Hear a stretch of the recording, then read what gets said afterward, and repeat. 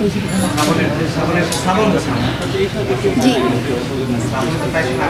শ্রাবণ জ্যোৎস্না নামটা তো আমরা দেইনি, এটা তো আসলে ইমদাদুল হক মিলন স্যারের নাম দেওয়া, তো তার নামটা জাস্ট আমরা নিয়েছি, তার গল্প অবলম্বনে যেহেতু করেছি আমরা জাস্ট নামটা নিয়েছি।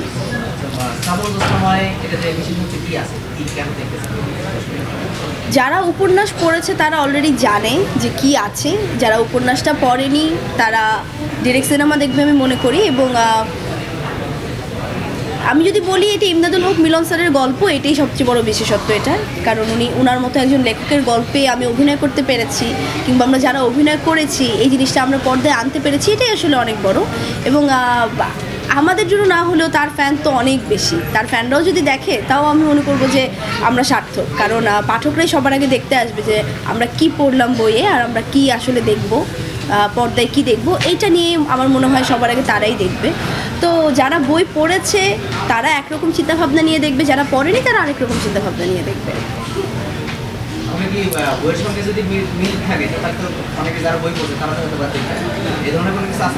প্রত্যেকটা আমরা যখন গল্প অবলম্বনে যাই আমার তো মনে হয় বইয়ের সাথে মিল থাকতেই হবে, কারণ আমরা পারমিশন নেই বইটার, আমরা আসলে লেখকের বই কখনো চেঞ্জ করতে পারবো না, এটার পারমিশন আমরা তো কিন্তু পাই না। এবং আমার মনে হয় চেঞ্জ করাটা সবচেয়ে বড় বোকামি, কারণ সেই যেভাবে গল্প সাজিয়েছে তার থেকে ভালো গল্প আমরা বলতে পারবো না। তো অবভিয়াসলি আমরা বইটার উপরেই যাব, আমরা কখনো বইটাকে চেঞ্জ করবো না।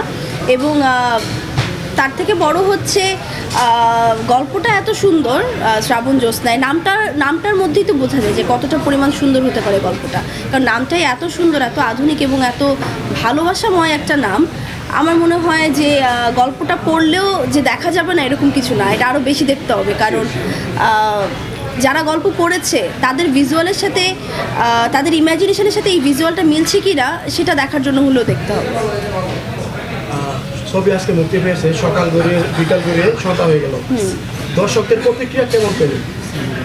হলে যখন ছিলাম তখন একটা জিনিস ভালো লাগছিল যে দর্শক রেসপন্স করছে, প্রত্যেকটা সিকোয়েন্সের সাথে, প্রত্যেকটা ডায়লগের সাথে, প্রত্যেকটা সিনারির সাথে তারা রেসপন্স করছে, তারা রেসপন্সিভ ছিল অনেক বেশি, তারা ভালো মন্দ বলছে ওখানে বসেই। এবং যেখানে আমরা যেমনটা ঠিক আশা করি যে বাংলা সিনেমা আমরা দেখতে যাব, দুটা হাততালি পড়বে, একটা চিৎকার আসবে, একটা উৎসাহ আসবে, এইটা খুব ছিল হলে।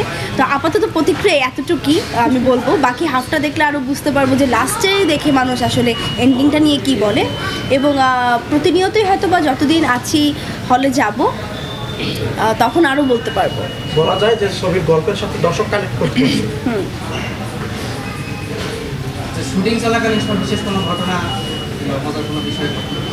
শুটিংটা তো আসলে অনেক বড় জার্নি ছিল আমাদের, আমি সবসময় একটা কথাই বলছি, কারণ এইটাই আসলে আমাদের সবচেয়ে বড়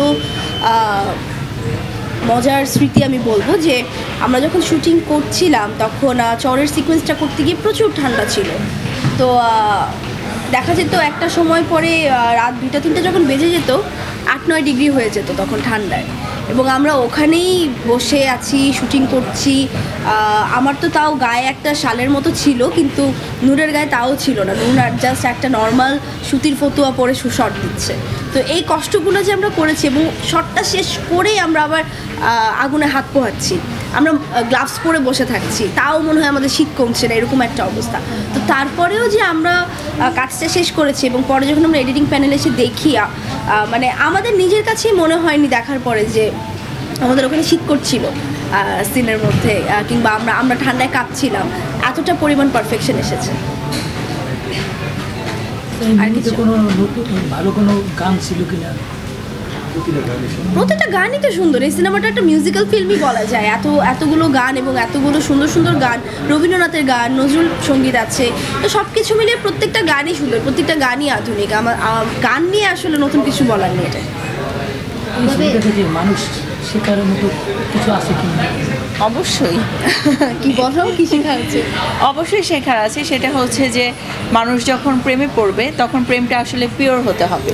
ভালোবাসা আসলে যে কোনো সময় যে কারোর সাথে হয়ে যেতে পারে, সেটা যদি পিওর লাভ হয় সেটা তো আসলে মানে স্থান কাল এরকম কোনো কিছু আসলে মানে না, তাই না? হ্যাঁ, একদমই তাই। এবং ভালোবাসার কোনো কমতি নেই সিনেমা, এটা হচ্ছে কথা।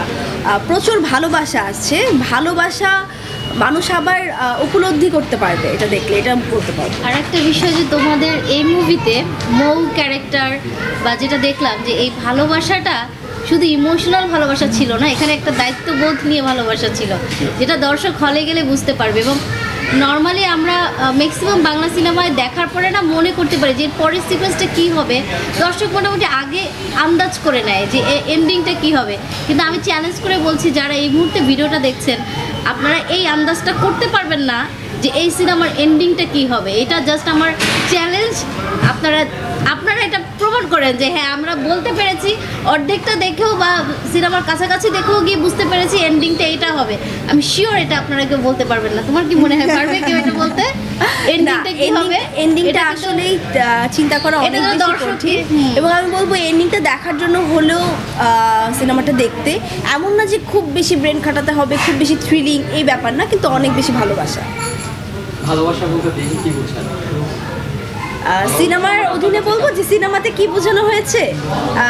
সিনেমাতে যদি বোঝানো হয় যে, এখানে যদি আমি বলি তাহলে পুরো গল্পটাই বলে দেওয়া হবে, এত কিছু তো বলা যাবে না, কিন্তু একটা বিশ্বাসের উপর খুব, যেটা আমি পার্সোনালিও মনে করি যে ভালোবাসা মানেই তো আসলে বিশ্বাস, একটা মানুষকে বিশ্বাস করা, একটা মানুষ প্রত্যেকটা সময় যাতে আমি চোখ বন্ধ করে বিশ্বাস করতে পারি।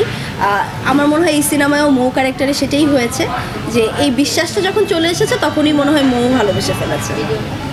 যেহেতু রোমান্টিক একটা সিনেমা এবং সম্পূর্ণ ভালোবাসাময় একটা সিনেমা, ভ্যালেন্টাইনের পরে কেন ভ্যালেন্টাইন যে শুক্রবারে পড়েনি এই জন্য।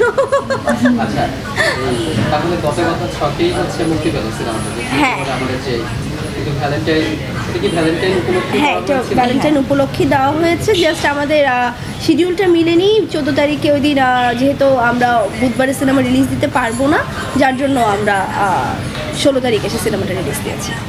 আপনার পাশে যিনি বসে আছেন ছিল, তাকে অনেকেই ভ্রমর। করার যে সে